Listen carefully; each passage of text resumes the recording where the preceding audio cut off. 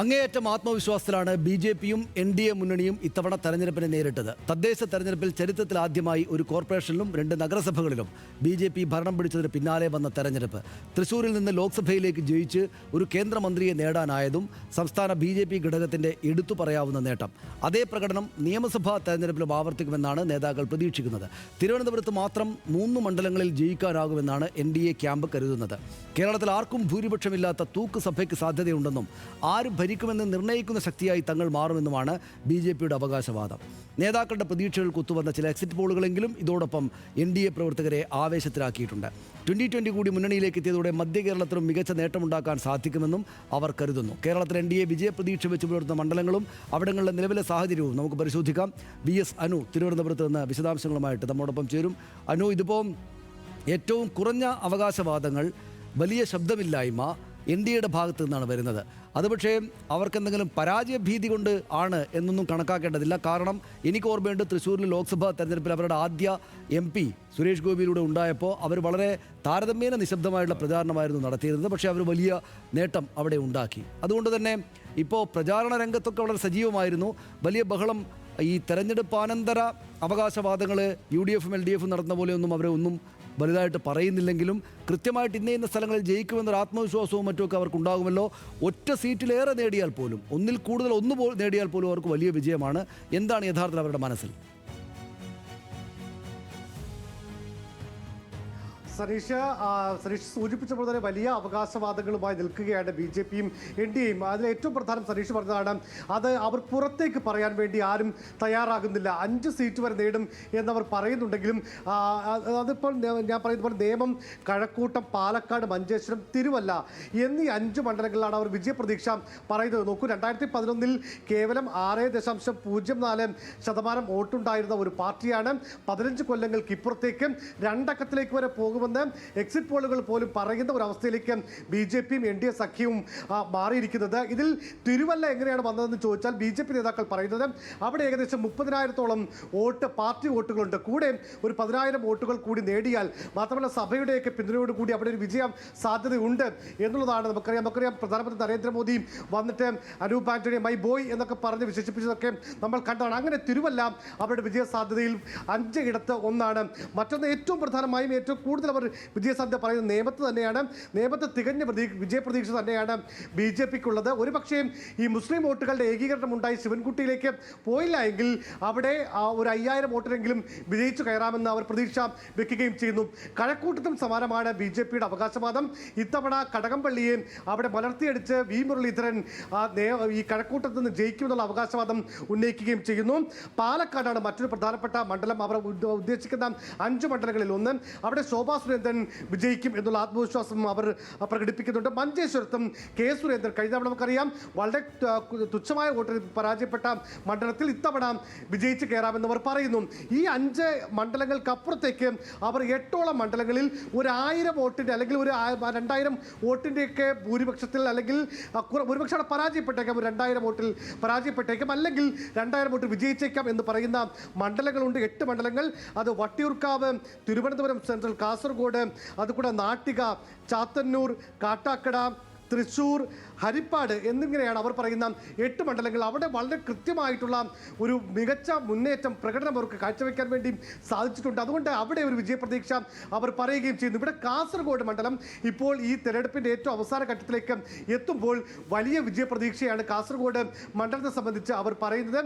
ഇത് ഏതായിരുന്നാലും സനീഷ് സൂചിപ്പിച്ച പോലെ തന്നെ ഇതൊന്ന് തുറന്നു പറയാൻ, അല്ലെങ്കിൽ ഇങ്ങനെ ഉണ്ട് എന്ന് പറയും. ഇപ്പോൾ നോക്കും, കെ സുരേന്ദ്രൻ മത്സരിച്ച മഞ്ചേശ്വരത്ത് ഒരു ഈ പറയുന്ന വലിയ ബി.ജെ.പിയുടെ ഒരു വലിയ ആഘോഷങ്ങളും പ്രചാരണത്തിൽ പോലും നമ്മൾ കണ്ടിട്ടില്ല.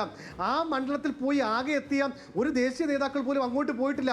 ആകെ പോയത് തിരുവനന്തപുരത്ത് വിജയിച്ച തിരുവനന്തപുരം കോർപ്പറേഷൻ്റെ മേയർ വി രാജേഷാണ്. അവിടെ പോയിട്ട് തിരുവനന്തപുരത്ത് നടപ്പിലാക്കാൻ ഉദ്ദേശിക്കുന്ന ബ്ലൂ പ്രിന്റ്, വികസനം ആണ് അവിടെ പറയാൻ വേണ്ടി ശ്രമിച്ചത്. അതായത് വർഗീയത എന്ന് പറയുന്ന, അല്ലെങ്കിൽ ബി.ജെ.പിക്കെതിരായി അവിടെ എതിരാളികൾക്ക് ഒരു ആയുധം കൊടുക്കാതെയുള്ള പ്രചരണമാണ് അവർ അവിടെ നടത്തിയത്. അങ്ങനെ വിവിധ മണ്ഡലങ്ങളിൽ വളരെ കൃത്യമായ ആസൂത്രണത്തോടു കൂടിയുള്ള പ്രവർത്തനമാണ് BJP ഇത്തവണ നടപ്പിലാക്കിയത്. അത് വോട്ടായി മാറുമെന്ന് അവർ പ്രതീക്ഷിക്കുന്നു. ഒരു കാര്യം കൂടെ പറയാം സനീഷ്, ഇങ്ങനെ ഈ പറയുന്ന 5 സീറ്റെങ്കിലും ജയിക്കും അല്ലെങ്കിൽ 3എങ്കിലും ഏറ്റവും കുറവാണ്, ഉറപ്പായിട്ട് ഇത്തവണ അക്കൗണ്ട് തുറക്കും എന്നൊക്കെ പറയുമ്പോഴും BJPയുടെ വോട്ട് ശതമാനം 2021 13 നിന്ന് അത് 15-അപ്പുറത്തേക്ക് പറയുന്നില്ല. കാരണം BJP കഴിഞ്ഞ കാലങ്ങളിലൊക്കെ പറഞ്ഞത് 20 കേരളത്തിൽ 20% വോട്ട് നേടുക എന്നുള്ളതാണ് നമ്മുടെ ലക്ഷ്യം എന്ന് പറയുന്നെങ്കിലും അത് ഇത്തവണ അവർ പറയുന്നില്ല എന്നുള്ളത് ശ്രദ്ധയോടുകൂടി കാണണം. ഞാനത് മനസ്സിലാക്കുന്നത് സംസ്ഥാനം ഒട്ടാകെ BJP അവരുടെ പ്രചാരണ പ്രവർത്തനങ്ങളെ വ്യാപിപ്പിക്കുകയല്ല, ഈ 5-10 മണ്ഡലങ്ങൾ, ആ മണ്ഡലങ്ങളിലേക്ക് എല്ലാ ആളും അർത്ഥവും ഇറക്കിയുള്ള പോരാട്ടമാണ് അവർ നടത്തിയത്. അതിന് അവർ ഫലം പ്രതീക്ഷിക്കുന്നുമുണ്ട്. സനീഷ്, ശരി അനു, ആ വിവരങ്ങൾക്ക് നമുക്ക് അടുത്തേക്ക് പോകാൻ തോന്നുന്നു അല്ലേ ഹർഷ? BJPയുടെ കാര്യം നമ്മൾ അതിനകത്ത് ഒരു പ്രധാനപ്പെട്ട കാര്യം, BJP ഇപ്പോൾ ഏറെ പ്രതീക്ഷ വെച്ച് പുലർത്തുന്ന മണ്ഡലങ്ങളിൽ തിരുവല്ല മണ്ഡലം കൂടിയുണ്ട് എന്നുള്ളത് ഒരു കൗതുകകരമായ കാര്യമാണ്. അനൂപ് ആന്റണിയാണ് അവിടെ മത്സരിക്കുന്നത്. അവിടെ ആ സാധ്യത അവർ ആദ്യഘട്ടത്തിൽ നിന്നും അങ്ങനെ തിരുവല്ലയിൽ വിജയിക്കാൻ സാധ്യതയുള്ള ഒരു മണ്ഡലമാണ് എന്ന മട്ടിൽ ആദ്യഘട്ടത്തിൽ BJP നേതൃത്വമൊന്നും പറഞ്ഞു കേട്ടിരുന്നില്ല. പക്ഷേ ആ മണ്ഡലം ഇപ്പോൾ അവരുടെ വിജയസാധ്യതയുള്ള മണ്ഡലങ്ങളുടെ ഏറ്റവും പ്രധാനപ്പെട്ട പട്ടികയിൽ 5 ഒന്നായി അത് വന്നിരിക്കുന്നു എന്നുള്ളതുണ്ട്. വേറൊന്ന് കാസർഗോഡ് അവർ ഒരു ശക്തമായ മത്സരം കാഴ്ചവെക്കുന്നു. ഒരുപക്ഷെ വേണമെങ്കിൽ വിജയിച്ചേക്കാമെന്നുള്ള ചിന്ത അവർ വെച്ച് പുലർത്തുന്നുണ്ട്. നേമത്ത് ഒരു പ്രധാനപ്പെട്ട ഒരേ ഒരു കാരണമാണ് ഒരു വിജയപ്രതീക്ഷ വെച്ച് പുലർത്താൻ കാരണം. അത് വേറൊന്നുമല്ല, ഈ പൊതുവെ ചർച്ച ചെയ്യപ്പെട്ട നമ്മൾ നേരത്തെ പറഞ്ഞ മുസ്ലിം വോട്ടുകളുടെ കൺസോളിഡേഷൻ ഉണ്ടല്ലോ, അത് ഒരുപക്ഷെ അവിടെ ആ മണ്ഡലത്തിൽ അത് അങ്ങനെ സംഭവിച്ചിട്ടുണ്ടെങ്കിൽ അത് വിഭജിച്ചിട്ടുണ്ടാവാം. അതായത് ശബരിനാഥൻ അവിടെ ആദ്യഘട്ടത്തിൽ നമ്മൾ BJP കേന്ദ്രങ്ങളുമായി സംസാരിക്കുമ്പോൾ ആരൊക്കെ തമ്മിലാണ് മത്സരം എന്ന് ചോദിച്ചാൽ വി ശിവൻകുട്ടിയും രാജീവ് ചന്ദ്രശേഖരനും തമ്മിലാണ് മത്സരം എന്ന് പറയുമായിരുന്നു.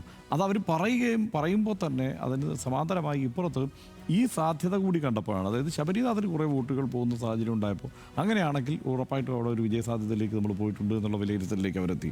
എന്തായാലും ഇതുവരെ നടന്ന തെരഞ്ഞെടുപ്പുകളിലൊന്നും ഇല്ലാത്ത വണ്ണമുള്ള വലിയ വിജയപ്രതീക്ഷയിലാണ് BJP നേതൃത്വം. ഇനി മറ്റൊരു കാര്യം കൂടി പറയാം, ഈ പ്രതീക്ഷ അസ്ഥാനത്താവുകയാണെങ്കിൽ BJPയിൽ ഇതുവരെ കണ്ടിട്ടില്ലാത്ത വണ്ണമുള്ള അഴിച്ചുപണികളും മാറ്റങ്ങളും ഉണ്ടാവുകയും. അതൊരൊറ്റ കാര്യം ഞാൻ പറയാം, അതായത് ഈ പ്രചാരണ രംഗത്ത് നമ്മൾ യഥാർത്ഥ BJP അല്ല കേരളത്തിൽ BJP ആയിട്ട് ഇത്തവണ മത്സരിച്ചത്. അതായത് BJPയുടെ പൊതുരാഷ്ട്രീയം എന്ന് പറയുന്ന ഈ ന്യൂനപക്ഷ വിരുദ്ധതയോ മുസ്ലിങ്ങൾക്കെതിരായുള്ള പ്രസ്താവനകളോ ഒന്നും ഈ തവണ അന്തരീക്ഷത്തിൽ ഉണ്ടായിരുന്നേ ഇല്ല. അത് പറയാത്ത ആളുകളൊന്നുമില്ല. നമുക്ക് ഇവിടെ ഈ കളമശ്ശേരിയിലുണ്ടായ സ്ഫോടനത്തിന് പിന്നാലെ രാജീവ് ചന്ദ്രശേഖർ പറഞ്ഞ പ്രസ്താവനകളൊക്കെ നമുക്ക് ഓർമ്മയുണ്ടാകും. പക്ഷേ അത്തരം കാര്യങ്ങളിലേക്കൊന്നും പോകാതെ കേരളത്തിൽ തങ്ങൾക്ക് വോട്ട് കിട്ടേണ്ടത് ഈ മതേതര രാഷ്ട്രീയ കക്ഷികളുടെ ഭാഗത്ത് നിന്നാണ്, അവർക്ക് പതിറ്റാണ്ടുകളായിട്ട് വോട്ട് ചെയ്യുന്ന മനുഷ്യരാണ് തങ്ങൾക്ക് വോട്ട് ചെയ്യേണ്ടത് എന്ന നല്ല ധാരണ BJPക്ക്, രാഷ്ട്രീയ ധാരണ BJP കേരളം എന്നുള്ളത് എന്നുള്ള പ്രയോഗത്തിലേക്കൊക്കെ അതൊക്കെ എത്തി. അത് അത്തരം കാര്യങ്ങളിലേക്ക്, വിവാദമുള്ള ഒരു കാര്യങ്ങളിലേക്ക്, അതിപ്പോൾ മാത്രമല്ല, ഇവിടെ സ്കൂളിൽ തട്ടം വിവാദം ഉണ്ടായപ്പോൾ ഏറ്റവും മുഴച്ചു നിന്നൊരു അസാന്നിധ്യം BJPയുടെ പ്രസ്താവനയെ വന്നില്ല എന്നുള്ളതായിരുന്നു.